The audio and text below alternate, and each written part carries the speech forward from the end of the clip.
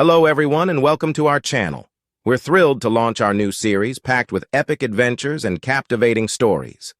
If you love exploring the unknown and celebrating heroism, you're in the right place. Don't forget to hit like, subscribe, and turn on notifications to join our journey.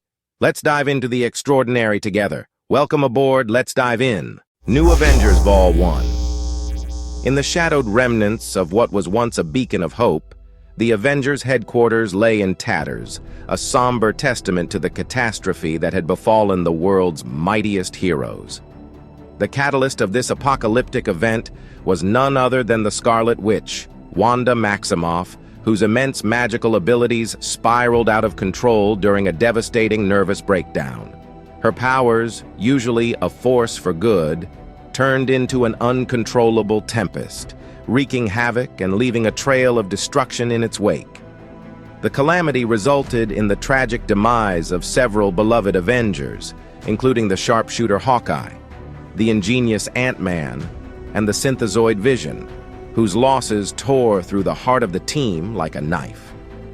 Those who survived were left grappling with deep-seated traumas, both mental and physical, leading to the disbandment of the Avengers and scattering its members to the winds.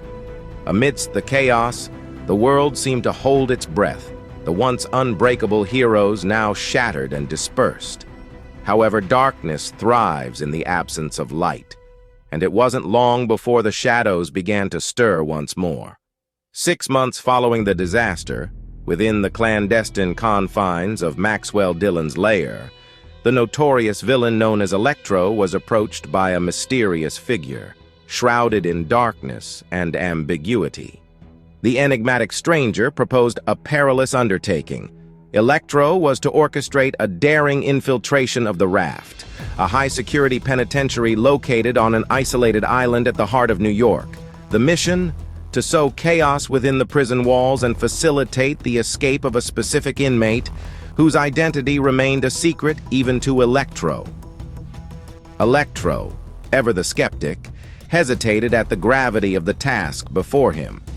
The stranger, sensing his reluctance, whispered words of manipulation, painting a picture of a world momentarily defenseless. The Fantastic Four abroad, the X-Men preoccupied, and the Avengers, the greatest defenders of them all, disbanded and broken. Now is the opportune moment, the unknown figure assured, promising half of the payment up front to sweeten the deal. Convinced by the promise of reward and swayed by the guarantee of an undefended city, Electro donned his menacing mask with a newfound determination. "Let's start it," he declared, his voice a mix of excitement and menace. As dawn broke over the iconic skyline of New York City, a scene of urgent purpose unfolded. Matt Murdock, known to a select few as the vigilante Daredevil, alongside his indomitable colleague Luke Cage and trusted partner Foggy Nelson, soared across the sky in a helicopter. Their destination was the formidable Raft, a high-security prison ensconced on a fortified island in the tempestuous waters of New York Bay. Their arrival was met by Jessica Drew, alias Spider-Woman, who served both as a prison officer and a SHIELD agent, embodying the bridge between the worlds of heroes and law enforcement. Murdock's visit was underpinned by professional duty, to meet a new client within the impenetrable walls of the Raft. Yet the undertones of their mission were anything but simple. As Drew greeted them with a remark that edged between welcome and warning, the underlying tension was palpable. She insinuated that their presence was tolerated only because of their superhero connections, a statement that set the tone for the precarious balance between official sanction and vigilante justice. Introductions were made, with Drew's reaction to Luke Cage and Foggy Nelson ranging from professional to barely concealed curiosity. The group's procession towards the prison's entrance was met with the stark reminder of their environment. SHIELD guards, weapons trained on them, an unnerving welcome that Drew apologized for, attributing it to the stringent security protocols of the facility. The prison itself was a marvel of containment and despair, its ultra-advanced security systems a testament to the lengths gone to contain the most dangerous elements of humanity and beyond.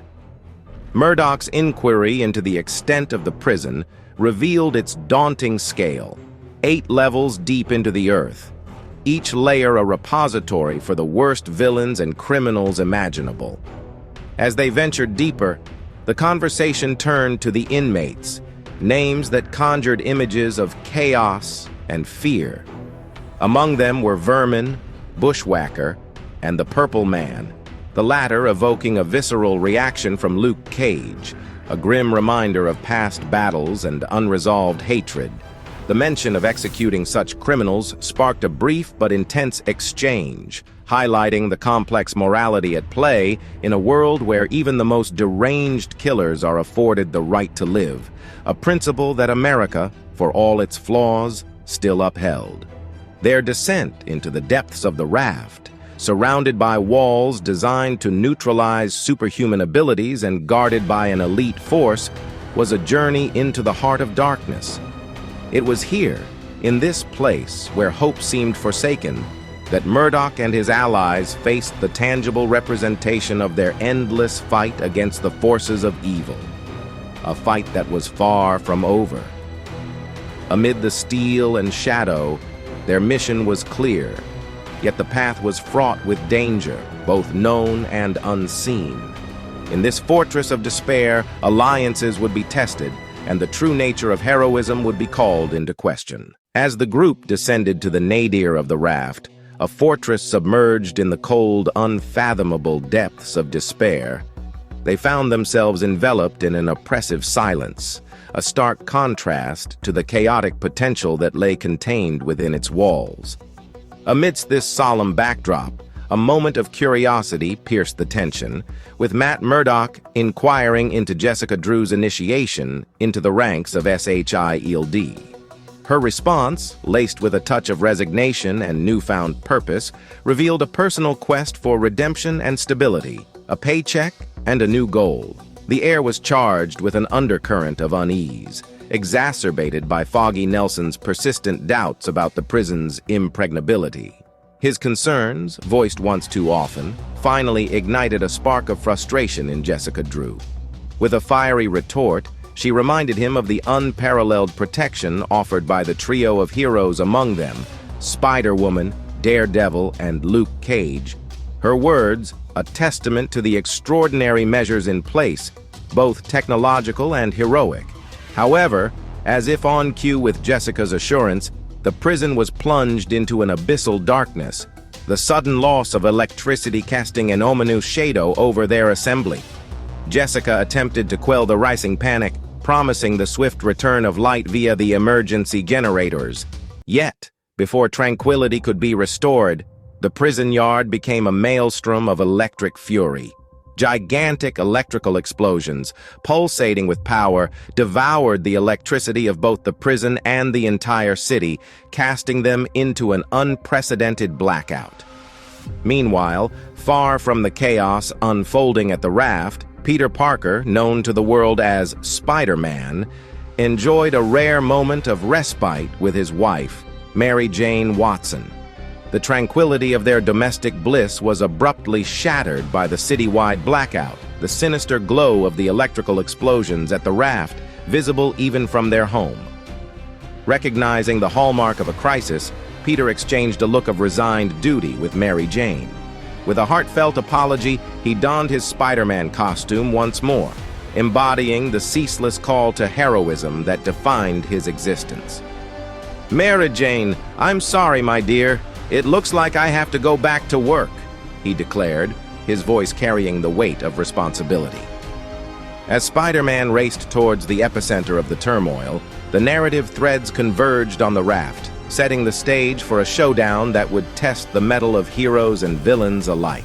Amidst a storm of chaos, Spider-Man catapulted himself across the sprawling metropolis, his web-slinging prowess challenged by the vast expanse of water separating him from the Raft prison. The island fortress stood as an impenetrable beacon of despair in the heart of the tempest, its dark silhouette a stark reminder of the urgency at hand.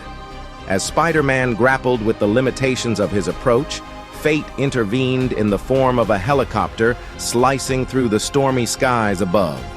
Seizing the moment, Spider-Man latched onto the aircraft with a well-timed web, hitching a ride towards the eye of the storm. Aboard the helicopter, a figure emblematic of hope and resilience prepared for the ordeal ahead. Captain America, a beacon of unwavering valor, ready to extend his aid amidst the brewing catastrophe. As he coordinated with the pilots to navigate the treacherous lightning enveloping the prison, disaster struck. A bolt of lightning, as if guided by the hand of fate, collided with the helicopter, igniting a fireball that consumed the vessel and cast Spider-Man into the churning waters below. Miraculously, Spider-Man's resilience shone through as he battled the waves, his determination undeterred by the perilous plunge. With every stroke, he drew closer to the prison's daunting walls, his spirit unbroken by the ordeal. Climbing the edifice with a blend of agility and resolve, Spider-Man readied himself for the confrontation ahead, his thoughts momentarily drifting to the challenge of returning home once the crisis was averted. As he crested the wall and peered into the prison yard, a surprising ally awaited. Captain America, standing tall despite the wreckage, his hand extended in a gesture of unity and support. "You don't want help, Spider-Man?" he inquired, his voice a testament to the camaraderie that defined the hero's bond. Accepting the offered hand, Spider-Man was pulled into the heart of the conflict, their partnership a beacon of hope amidst the darkness. With little time for explanations, Captain America conveyed the urgency of their mission. "I don't know what's going on in this prison," he admitted, "but we have to act fast." His words were a clarion call to action, urging Spider-Man to stay close as they ventured into the unknown depths of the raft. Together, they stood at the precipice of uncertainty, their resolve unshaken, ready to face whatever threats lay hidden within the prison's walls. As chaos reigned supreme within the walls of the raft, the mastermind behind the pandemonium revealed himself. Electro, the infamous villain whose mastery over electricity was both a spectacle of power and a harbinger of anarchy. With the prison shrouded in darkness and confusion, Electro seized the moment, his arrival marked by a cacophony of electric explosions that tore through the facility's defenses. With a surge of his electrifying abilities, he incapacitated the guards and unleashed havoc, liberating the imprisoned villains from their cells. Standing amidst the turmoil he had conjured, Electro declared to the newly freed inmates, "Enjoy your freedom. It's up to you from now on." His words echoed in the chaos, a sinister invitation to mayhem. Meanwhile, deep within the heart of the prison, the situation grew dire for Luke Cage, Matt Murdock, Jessica Drew, and Foggy Nelson. The lower floors, once a bastion of security, now trembled under the strain of the electrical onslaught. As security devices sparked and exploded around them, panic threatened to take hold. Jessica Drew, quick to react, proposed a retreat to the emergency stairs, but Matt Murdock, ever the strategist, sensed an opportunity amidst the chaos. He argued that they were not yet privy to the full extent of the pandemonium above and insisted on seeking the assistance of his enigmatic client. Guided by Murdock's resolve, Jessica Drew led them through the labyrinthine depths to the cell of the man they hoped could turn the tide, Robert Reynolds, known to a select few as Sentry. Murdock's introduction to Reynolds was laced with urgency and respect, invoking the name of Reed Richards of the Fantastic Four as a testament to the gravity of their plea. However, Reynolds, a figure shadowed by torment and guilt, remained silent, his head bowed in a posture of defeat. The revelation of Reynolds' identity as Sentry, the so-called strongest superhero on Earth, elicited a mixture of awe and confusion from Jessica Drew. Her inquiry into his imprisonment was met with a somber truth. Sentry had been confined not for his heroics, but for the tragic act of killing his wife. A revelation that cast a pall over their mission of salvation. As the group stood at the crossroads of despair and hope, the fate of the Raft hung in the balance. The unleashed villains, now masters of their own destiny, posed a threat not just to the prison, but to the world beyond its walls. In this crucible of chaos, the unlikely alliance between heroes and a fallen titan hinted at the possibility of redemption and the rekindling of heroism in the face of overwhelming darkness. The story of their struggle against the forces unleashed by Electro's machinations was far from over, promising a saga of courage, sacrifice, and the quest for redemption in the chapters yet to unfold. Thanks for watching. If you enjoyed this video, please hit like and subscribe to our channel for more amazing content. Don't forget to turn on notifications to stay updated. Your support means everything to us. See you in the next adventure.